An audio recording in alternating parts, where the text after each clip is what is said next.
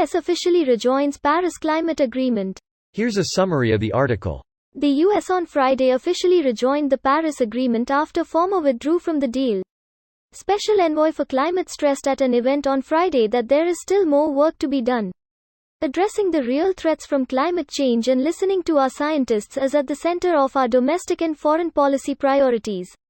Under the Paris deal, the world's countries agreed to attempt to limit the planet's warming to less than 2 degrees Celsius below pre-industrial levels, with the further goal of limiting warming to 1.5 degrees. Kerry will be leading much of the administration's climate diplomacy, including at a United Nations conference set for November in Scotland, where countries will formally adopt more stringent climate commitments. Advertisement. Former President Obama set the goal of reducing the U.S. emissions by between 26 and 28% compared to 2005 levels by 2025.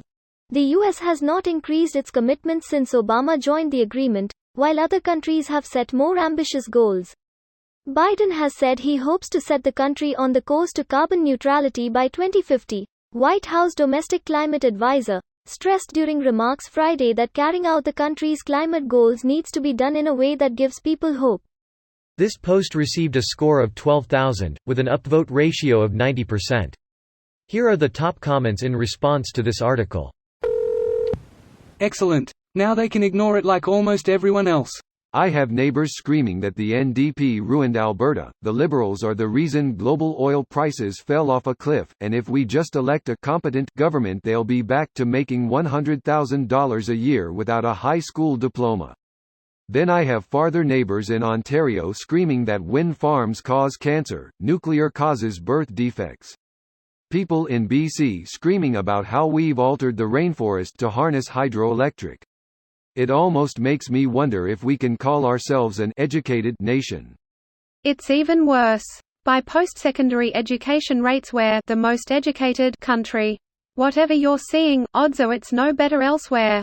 That's depressing as hell. And just remember that not everyone from AB is a lunatic.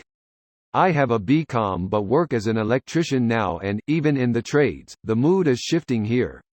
Honestly, it's the rise of social media, fucking idiots spamming clickbait headlines on Facebook, and the growth of echo chambers of dickbrains.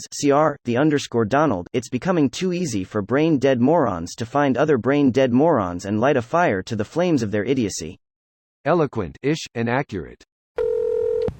In case you are curious, here is a graphic of the countries that are meeting the Paris Agreement goals. I take no blame for the accuracy of the graphic. Yep. Rejoining the agreement is one thing. Actually meeting any of its targets is quite another. I feel this is the equivalent to the US changing their Facebook profile picture to something green. Not to give Trump credit or anything, but in my personal opinion, by him leaving this agreement in the first place, it at least brought light to a lot of Americans how ineffective and useless this agreement is, and hopefully we'll push for a more effective agreement or reform with it. Can someone please explain the benefit of rejoining? Genuine question. I saw virtually zero impact from leaving it. It's purely symbolic. No country really tries to hit the environmental benchmarks that are mandated. Not much will really change from this. At most, maybe we'll see more investment into renewable energies.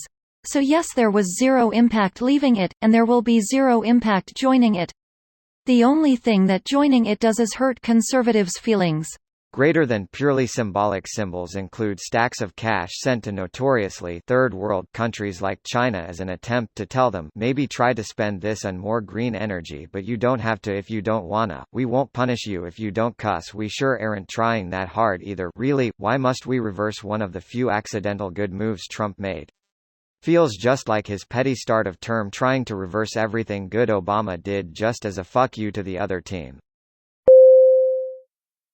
This video was automatically created by Reddit to speech. The article and comments in this video were selected from Reddit according to their upvotes, and any paraphrasing was performed by smmry.com, without any human intervention.